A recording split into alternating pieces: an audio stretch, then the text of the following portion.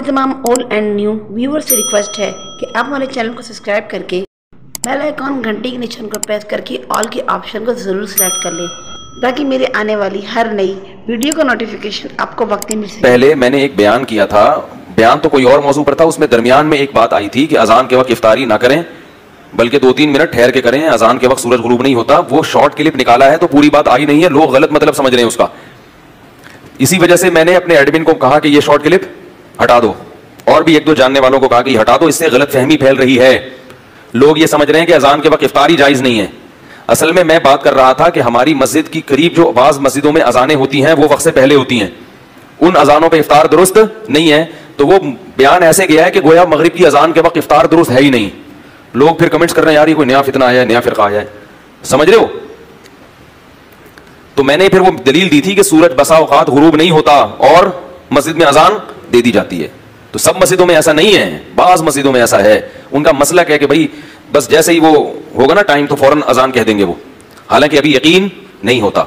तो इसलिए आप बजाय अजानों को फॉलो करने के जो सहर और इफ्तार का टाइम है उस टाइम को फॉलो किया करो, क्योंकि बाज़ मुअज्जिनीन बहुत जल्दी करते हैं, सब नहीं, बाज़ मुअज्जिनीन अजान कहने में बहुत जल्दी करते हैं, नमाज लोगों के रोजे खराब कर देते हैं। तो इफ्तार का जो टाइम नक्शों में लिखा हुआ है उससे एहतियातन 2 मिनट ऊपर, ठीक है। हाँ, इस पर एक इश्काल होगा कि हदीस में तो जल्दी इफ्तार का हुक्म है, आप 2 मिनट ऊपर क्यों करवा रहे हैं। जल्दी इफ्तार का हुक्म है बशर्ते के सूरज गुरूब होने का यकीन हो जाए। तो ये जो टाइम लिखे होते हैं ना गुरूब आफ्ताब के, ये यकीनी नहीं होते, तखमीनी होते हैं, तकरीबी होते हैं, अंदाजे होते हैं, 100% यकीन नहीं होता। इसकी दलील क्या है वो मैंने उस क्लिप में दी थी, उस दलील को मैं दोबारा नहीं दोहराऊंगा।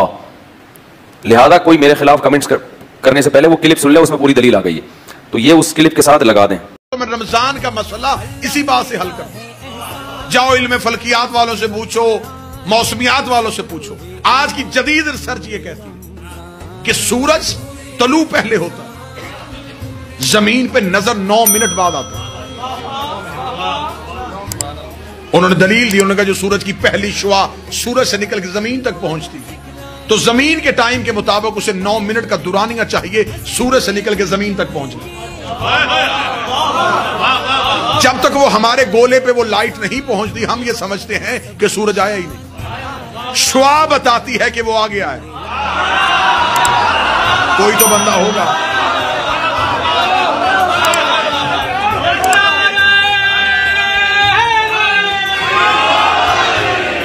यकीनन मैं मिंबर पे झूठ नहीं, मैं समझ रहा था मजाफात है, मुझे अवामी सतह पे बात करनी है। मेरे इन 2 इज्जत वाले सादात ने मुझे बताया कि इसे अमूमी सतह ना समझिएगा, ये मखसूस लोग हैं जिन्होंने कदीमी उलमा को समात किया हुआ, लिहाजा आपकी समातों के इस म्यार को समझते हुए मैंने गुफ्तगू इस सतह पे की। उन्होंने कहा सूरज से निकलती हर 9 मिनट बाद आती है। 9 मिनट तक दुनिया में अंधेरा रहता है क्योंकि शुआ नहीं पहुंची। शुआ सूरज की दलील है, दलील ही को अरबी में हुज्जत कहते हैं।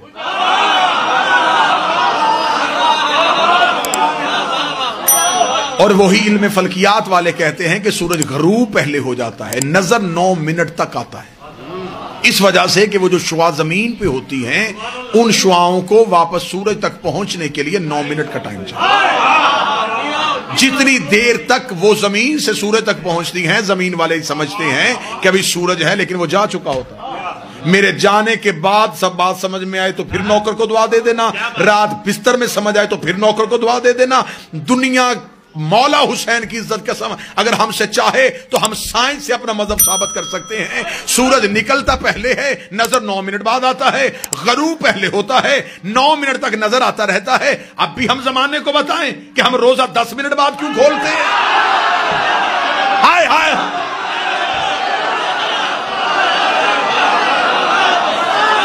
हमारे सहर और रफ्तार का ताल्लुक शुआओं से नहीं,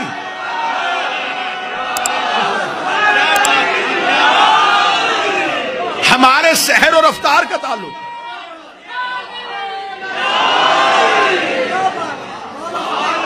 हमारे सहर और रफ्तार का ताल्लुक शुआओं से नहीं, सूरज से।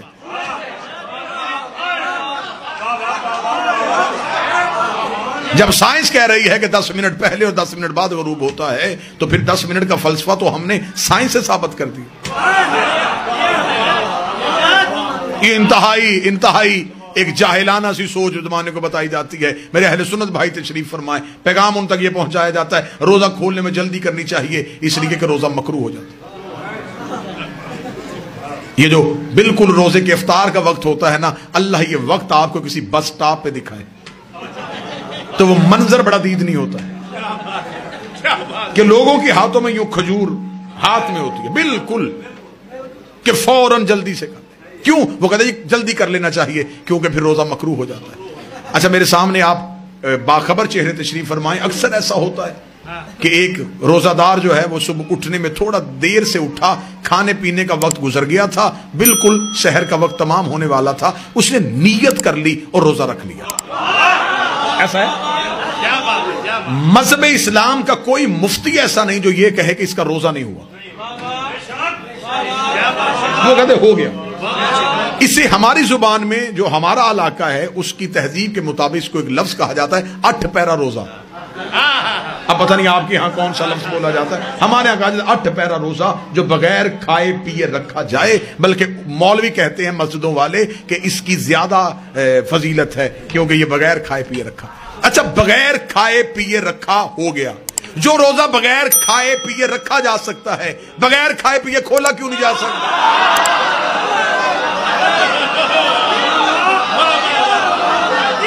روزے کا تو اپنا وقت ہے, اس نے یہ نہیں دیکھنا کہ آپ نے کھجور کھائی ہے کہ نہیں کھائی.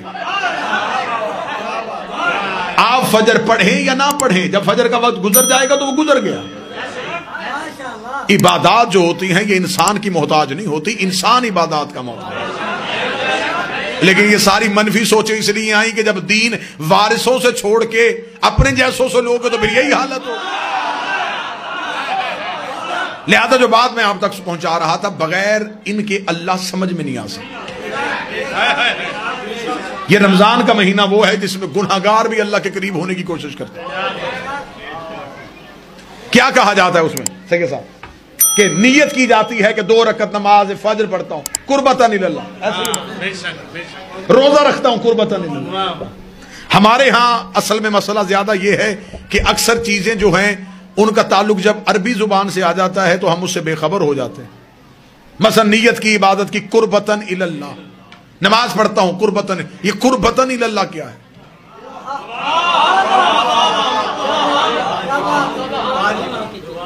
قربتاً اللہ نہیں, قربتاً اللہ, میں اللہ کی طرف قریب ہونا چاہتا ہوں. اب آپ نے میری سوچوں سے زیادہ داد دے دی, یہ جملہ آپ سمجھیے گا اور اسی پہ نتیجہ دے دوں. انسان نیت کرتا ہے کہ میں اللہ کی طرف قریب ہونا چاہتا ہوں, اللہ کے قریب نہیں, اللہ کی طرف قریب. جس شے کے آپ نے قریب ہونا ہو اس شے کا کسی ایک جگہ پہ محدود ہونا ضروری ہے. مثلا میں کہوں کہ یہ جو ہوا چل رہی ہے میں اس کے قریب ہونا چاہتا ہوں تو ہوا تو چاروں طرف چل رہی ہے, میں کدھر قریب ہوں؟ میں پانی میں تیر کے کہوں کہ میں پانی کے قریب ہونا چاہتا ہوں تو کیسے ہوں گا جب میں ہوں ہی پانی میں. جب ہر جگہ اللہ ہی ہے تو پھر آپ کس کے قریب ہو رہے ہیں؟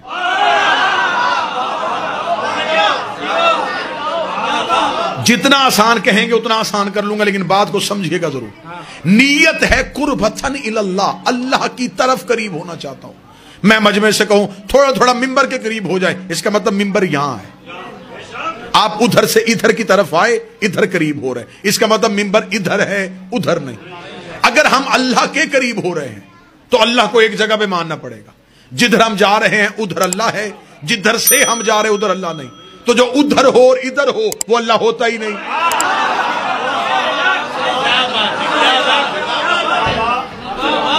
آپ کو پتا بھی نہیں چلنا اور میں عقیدہ آپ کے کلیجے میں رکھ کے واپس آ جاؤں گا. ہم عقائد کے حوالے سے خود کچھ حملہ آور ہے کہ پتا بھی نہیں چلتا, اور اس وقت پتا چلتا ہے کہ جب ہم اس کے بالکل قریب بلاسٹ ہو جاتے کہ عقیدہ اس کے اندر اب صلاحیت. یعنی ابھی ارد گرد وہ سرخی باقی ہوتی ہے, اطراف کے اندر وہ سرخی, اور جو گاؤں دیہات میں رہتے ہیں کھلے علاقوں کے اندر وہ اس چیز کا نظارہ کر سکتے ہیں.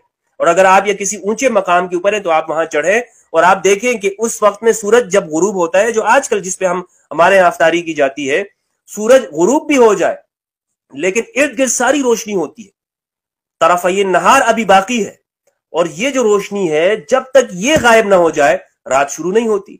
قرآن مجید کی آیت سے معلوم ہو رہا ہے کہ جب رات اس وقت کو کہا گیا ہے کہ جب اندھیرا ہوگا، ہر چیز روشن ہے، دکھ رہی ہے، اور ہمارے ہاں یہ کہتے ہیں کہ جناب اس ٹائم پہ افطاری کر لیں۔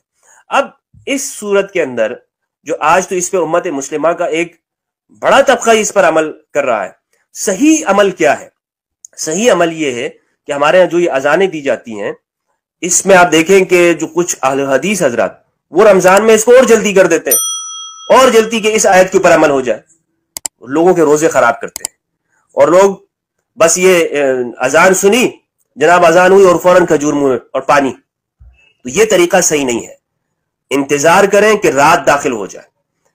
اپنے آپ سے ہمیں شریعت سے آگے نہیں بڑھنا چاہیے۔ قرآن مجید میں جب رات کا لفظ ہے تو رات کو ہی کرنا چاہیے، رات کو ہی پھر افطاری جو ہے ہونی چاہیے۔ اس طرح شروع میں فرمایا احل لکم لیلۃ الصیام الرفث، کہ روزوں کی راتوں میں ہم نے آپ کے لیے رفث، بیگمات کے پاس جانے کو حلال قرار دے دیا ہے۔ وہاں پہ تو کوئی یہ نہیں کہتا کہ جی منہ میں کھجور رکھی اور جو ہے وہ بیگم کے پاس چلے گئے۔ وہاں پہ رات کا معنی کیا ہے؟ ہر ایک یہ سمجھ رہا ہے کہ رات سے مراد وہ رات ہے، لیکن یہاں اتم الصیام الی اللیل کے اندر آ کے وہ کہتے ہیں نہیں، رات سے مراد یہاں پہ مغرب ہے، مغرب کی سورج غروب ہوا اور بس یہاں پہ جو ہے اب وہ افطاری کر لی۔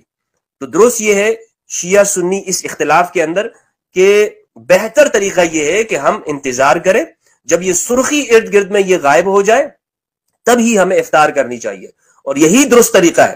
اور جس میں ہمارے یہ بھائی شیعہ اس پر عمل کرتے ہیں، یہ قرآن مجید کی آیت کے اوپر عمل کرتے ہیں، اور ہم یہ جناب وہ صرف اس کے اندر آ کے کہ اس پہ یہ تو شیعہ وہ تو مسلمانوں سے الگ افطار کر رہے ہوتے ہیں۔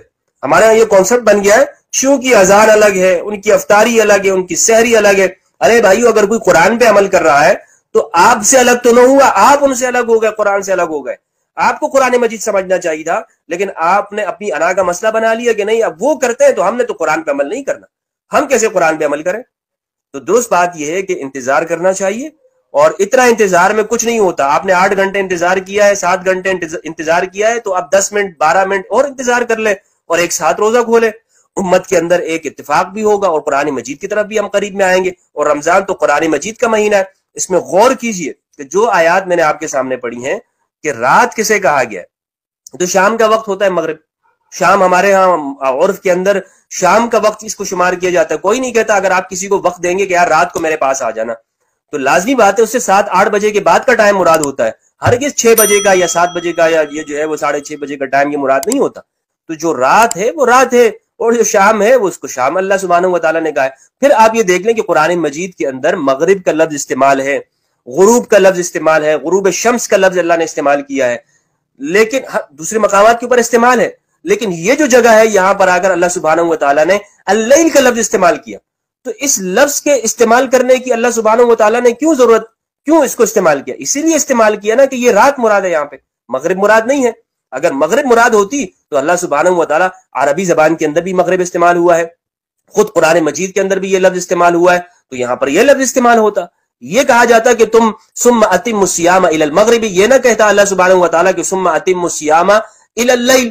اللہ سبحانہ و تعالیٰ نے اسے الی اللیل کہا ہے، تو اس سے مراد یہ ہے کہ یہ رات کا وقت ہی ہے، مغرب کا وقت نہیں ہے۔ اقول قولی ھذا واستغفر اللہ لی ولکم ولسائر المسلمین والمسلمات، سبحانک اللہم وبحمدک، اشہد ان لا الہ الا انت، استغفرک واتوب الیک۔ السلام علیکم ورحمۃ اللہ وبرکاتہ۔ اللہ سبحانہ و تعالی ہمیں قرآن مجید اور اہل البیت علیہم السلام کی معرفت عطا فرمائے۔ والسلام علیکم ورحمۃ اللہ وبرکاتہ۔